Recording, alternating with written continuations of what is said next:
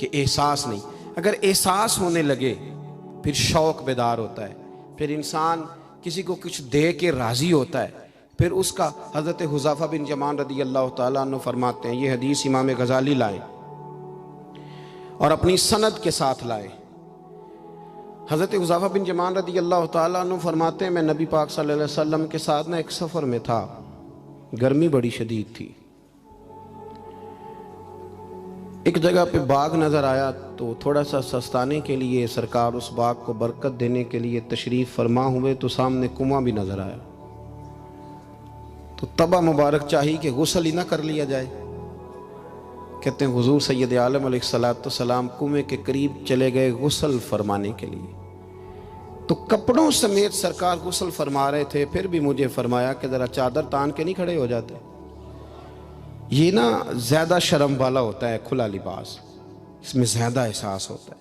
ये गर्मियाँ आती हैं ना तो समझदार आदमी भी खाली बनियान में घूमने लगता है, सियाना बंदा भी अच्छा नहीं लगता, तहजीब के मुताबिक नहीं। हमारी वज़ादारी जो होती है वो बाहर ही नहीं, घर के अंदर भी ज़रूरी होती है। बेटियां हैं, बहनें हैं, घर के अंदर बड़ा अच्छा रवैया इंसान का हो ताकि खूबसूरतियाँ और खुशबुएँ बिखरें। कपड़ों समेत गुस्ल फरमा रहे हैं और हज़रत हुज़ैफ़ा बिन यमान कहते हैं, मैं चादर तान के खड़ा हो गया। सरकार थोड़े से गुस्ल के बाद फरमाने लगे, हुज़ैफ़ा गर्मी बड़ी थी, नहाने में बड़ी लज्जत आ रही है, तो मैं थोड़ा और ना नहाऊं। तो मैंने कहा हुजूर मेरी तो नौकरी कबूल हो रही है, मेरे लिए तो सादतें। कहते हैं सरकार ने थोड़ा गुस्ल किया, अब हुजूर बस करने लगे तो मैंने अर्ज़ की, मैंने कहा या रसूलल्लाह मेरी ख्वाहिश है कि थोड़ा और गुस्ल फरमाएं। सरकार ने थोड़ा और गुस्ल किया, मैंने कहा हुजूर और करें। कुछ देर हुजूर गुस्ल करते रहे। तकमीले गुस्ल पर मैं बड़ा राज़ी था, कलेजा बड़ा ठंडा था कि आज मेरी खिदमत कबूल हुई, आज मेरे हिस्से में ये सादत आई। कहते हैं जब मैं फारिग हुआ ना तो हुजूर फरमाने लगे, चल अब तू भी गुस्ल कर, तू भी गुस्ल कर अब। तो मैं गुस्ल करने लगा तो फरमाया, इधर देखना मेरी तरफ।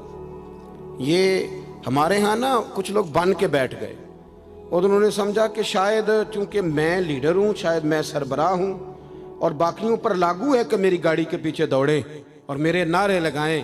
देखो जब इंसान इंसानों के अंदर एहसास पैदा करने की तरफ देखेगा तो सबसे पहले मेरे महबूब की ज़िंदगी से दर्स हासिल करेगा। सरवरे कायनात सल्लल्लाहु अलैहि वसल्लम ने कहा गुस्ल करो। कहते मैं गुस्ल करने लगा तो महबूब फरमाने लगे, चादर मुझे दो, मैं तान के खड़ा होता हूँ। कहते मेरे तो पैरों तले ज़मीन निकल गई। मैंने कहा या रसूल अल्लाह सल्लल्लाहु अलैहि वसल्लम मेहरबानी फरमाएं, आप ये ना करें।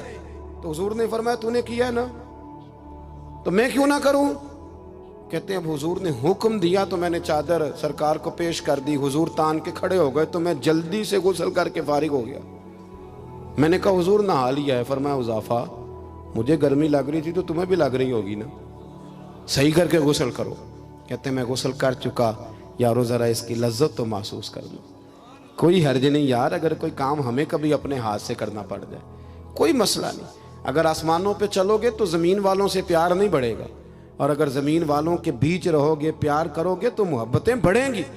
हज़रत हुज़ैफ़ा बिन यमान कहते हैं कि मैं फिर थोड़ी देर गुस्ल के बाद अर्ज़ की, हुजूर कर लिया गुस्ल। तो कहते हैं अब सरकार ने मेरी तरफ गौर से देखकर फरमाया, हुज़ैफ़ा दो हरफी बात है, जितनी देर मैंने गुस्ल किया तुम भी उतनी देर ही करोगे, और करोगे तो बात ख़त्म होगी, वरना ये बात ख़त्म नहीं होगी।